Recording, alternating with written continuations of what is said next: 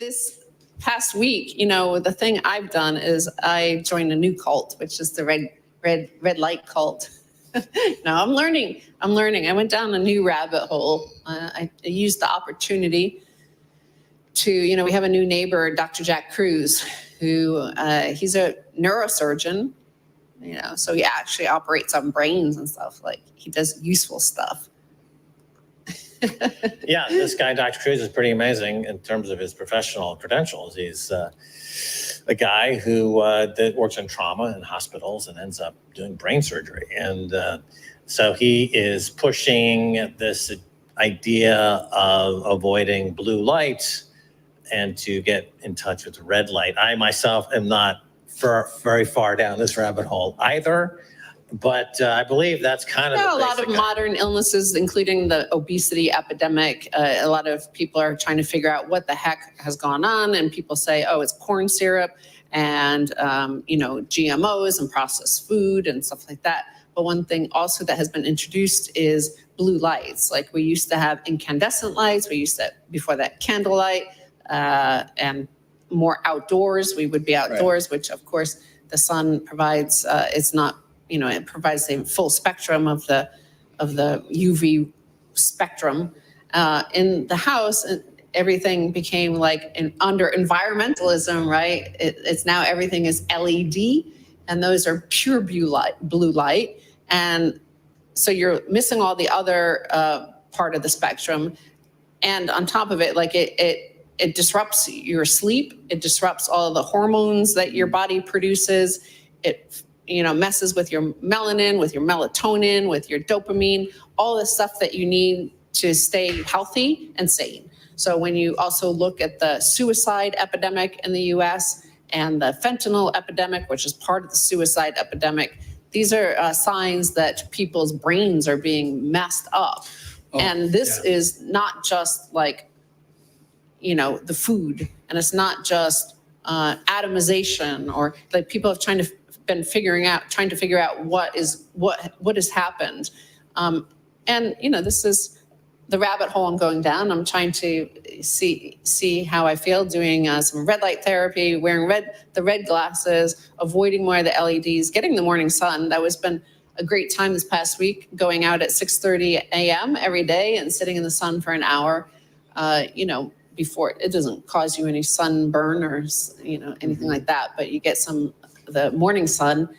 And it could be because we didn't work that much and we were just hanging out by the pool and just relaxing that I feel good, but we'll see. I think there's a lot of truth to it for several reasons. We're all old enough to have home phones, and now this thing that we just sit there and scroll, and I catch myself doing it sometimes, and I'm like, I want to throw this crack pipe out the window. You need it as a tool, like, to promote social media.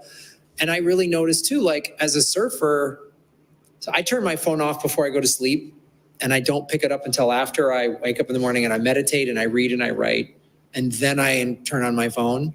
And then, like, I went surfing this morning, so I spent an hour and a half in the sun, in the waves, no electronics, no nothing. I wear an analog watch, and the connecting with the ocean and nature is really, I see it. If I'm in, like, bummed out, sad, depressed, angry, whatever, and I can just go surf, it changes. It's my physiologically change. And then I've caught myself scrolling and I'm watching these videos and I'm getting mad because it's some conflict. And I'm like, oh, they're trying to get me and all of us all pissed off. And these kids, and I mean, children today, they're put in front of these things, and sure, my generation was put in front of the TV and MTV, but this is 10 times worse. Because it's all blue light. And that's TVs, our old TVs were not like that. These are just pure blue light, and it's right into their eyes.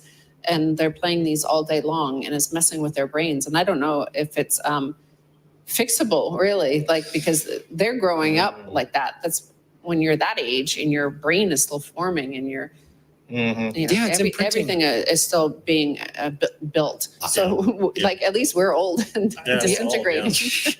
But I've seen, the building I live in in Los Angeles, there's a lot of like, there's some college kids and there's a lot of like sort of Gen Z and millennial, and they walk. Yeah. They just walk like through that. and they got their vape pen and they just, Yeah.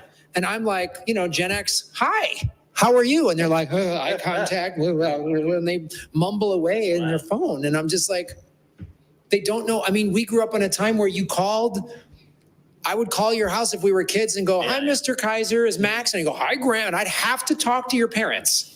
And your parents would ask me questions. Right. And if I was rude, your parents would call like if I was out screwing around in the neighborhood, I'd get these calls. Oh, hi, Linda. Oh, really? Graham? I used to just go to my neighbor's house and like knock on the door and like, hey, yeah, can Maureen come out and play? And they'd be like, yeah, okay. And I'd just like I'd walk in and just go to the refrigerator, open the refrigerator, get like a Coca-Cola out of there or something. Who knows? We didn't really have iced tea out of the refrigerator and walk to Maureen's room and get her.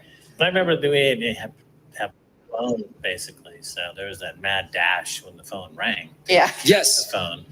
So it's like, oh, I have to run and get that phone, before they hang up. Yeah. Hello. And you didn't know who was on the other end. Remember that just the lottery of it? Who's on the phone? Yeah. Like, I don't know. This is before caller ID. This is before any of that. I mean, I think this is the golden age of crank phone calls when you could just call people up and make it. That's all I did as a kid. Oh, no. Then you know what caused all the hell to break loose? Max Kaiser and the bankers in the 80s. They started cold calling. Like, I grew up in Connecticut, which is like the richest state in the U.S. And my God, all summer long, it would be like, hi, I'm Max Kaiser. Is your mother there? No, not your mother. Of course, it'd be, is your father there? Because I have some stocks to sell him. Oh, I remember talking to one of those penny stock guys when I was like 12, and it was about 10 minutes into the call when he goes, how old are you? I said, I'm 15. He was like, oh, Too God. bad. Another 6 months, you'd be buying stocks. I would, yes. But you know who started at the same time, but who never dropped that personality is Peter Schiff. Right. Peter Schiff and I started on Wall Street about the same time, the same firm, Shearson Lehman Hutton, thereabouts, and doing the same job.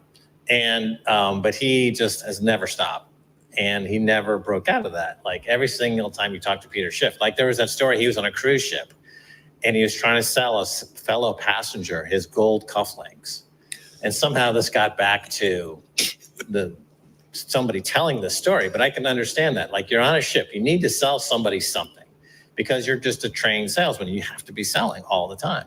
So you're like some poor grandma's at breakfast, and you're like, hey, I noticed you like my gold cufflinks. How would you like to buy them? And like just trap her for half an hour trying to get her to buy her gold cufflinks. I'm sure that's what happened, because you never broke out of it. That's the thing, though. Like, that's where we are in crypto. So it was like Max had been describing. It was so fun to run for the phone. Like, it was ringing. It was like, who is it? Who is it? It's my friend. It's Maureen. It's grandma. It's like somebody doing something cool. And then it started to be like, I'm not answering the phone. It's a fucking banker. They're trying to sell me some stocks. Forget that. So, and it's the same thing with like when they come sending emails or knocking at our door now. It's just like, hey, we got a blockchain solution for a made up problem. And you're like, yeah, okay, right. And it's an amazing opportunity to get in on the ground floor right now. This is only going up. Yeah. I put another client in this blockchain, in this meme coin, and they turned $3,000 into $1 million in just one day. And so this is like, okay. It's the same old tactic too. It's like, oh, I don't know if this deal's going to last. You want to jump on it now? Like, I got another couple coming in to look at the same Buick or whatever the thing. It's the same thing. Yeah. And now it's more sophisticated. So like one of the tweets, Stacey, that you put up there was about the GDP, right? And in El Salvador going up. It's now 11% of the GDP is tourism. Tourism, yeah. Which is awesome. And it's a really cool thing. But anytime any of the three of us post anything, there's these automated scam crypto bots that are like, oh, awesome. Have you thought about, and they're just trying to pitch some shit coin on every one of our tweets from the Orange Pill account. Yeah. I'm like, wow, this is like, it's ruthless. It is ruthless, yeah. It's unstoppable. But talking about salesmen, we should pay nod in appreciation for some master salesmen like Billy Mays, who sold OxyCleaner on TV became a legend. And that guy, Vince, who sells that nut chopper and says, you're going to love my nuts. These guys. So those were the days that we grew up. They level. were selling OxyClean to these Zoomers. They grew up being sold OxyContin on television, right? So this is the difference. Like, the ShamWow guy, I could watch that guy 24/7, you know? Zucchini, martini, linguine, made no sense. He just rhymed words. It's like fantastic. Yeah. And we should also plug our sponsor, swanbitcoin.com, swan.com/orange pill, because at least this is giving you, it is a true opportunity for self-sovereignty and independence, true independence. You're going to love Swan's nuts. You're going to love Swan's nuts. You're going to love Swan's nuts. You're going to love Swan's nuts. And the other thing too is why I would say if anyone's new, like where do I buy, is go to Swan, because all the other exchanges, they're going to try to pitch you crypto. That's part of it. The exchanges go, you know, we'll stake your fill in the blank shitcoin, you know, we'll give you, and they're like Coinbase does answer these, you know, watch these tutorials and you get, you know, $5 in Cardano, which I tell people, if you're going to do that, then immediately convert it to Bitcoin. Like just that's a great way to get free Bitcoin. But they have such a structure to get you to invest your money. You know, it's almost like they don't want you to buy Bitcoin. They're like, buy some Bitcoin, but you really need to buy this other bullshit. Like, look at Dave Portnoy, the Winklevoss got him into some shit coins. So he sold everything, including his Bitcoin. Then like a year later, he's crying, oh my God, why did I sell my Bitcoin? So hopefully he'll get on the right path.